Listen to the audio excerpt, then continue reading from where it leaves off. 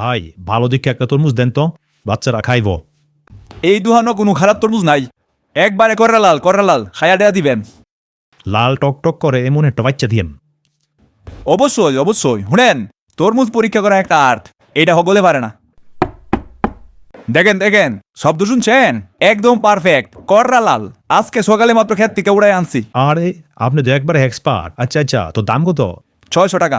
না না, 300 দেই। কি কন মিয়া, তরমুজ একটা বেচলে 20 টাকা লাভ, 500 উপরে কিনে হয়ে আছে। এইটা প্রিমিয়াম তরমুজ, প্রিমিয়াম তরমুজ খাইতেছেন নাকি মধু খাইতেছেন কিচ্ছু বুঝতেন না। ওই আয়েন আয়েন আয়েন, মধু খাইলে আয়েন, মধু খাইলে আয়েন। আচ্ছা ঠিক আছে, 400 রাখেন। আচ্ছা ঠিক আছে লন, একটা নাও লাভ নাওই করলাম, এইটা আমি নিজের জন্য রাখছিলাম, আপনি ভালো মানুষ তাই দিয়ে দিলাম।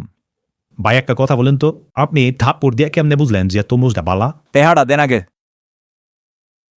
আসল কথা কই শুনেন, প্রথমে যে কোনো একটা তরমুজ লইয়া একটা থাপ্পড় দেই, তারপর এটার আরেকটা তরমুজ হাতে লইয়া দুইটা থাপ্পড় দেই, রাগ কর। তারপর আল্লাহর নামে কাস্টমার হাতে দিয়া দেই। মানে? বাসায় গিয়ে তরমুজ ভালো হোক আর খারাপ হোক এটা আল্লাহ জানে, আমার জানার দরকার নাই। কেনার সময় কাস্টমার খুশি, আমি খুশি, বাস। মানে আপনি কিছুই বলেন না? না বুঝি না, কিন্তু অভিনয়টা ভালোই বুঝি।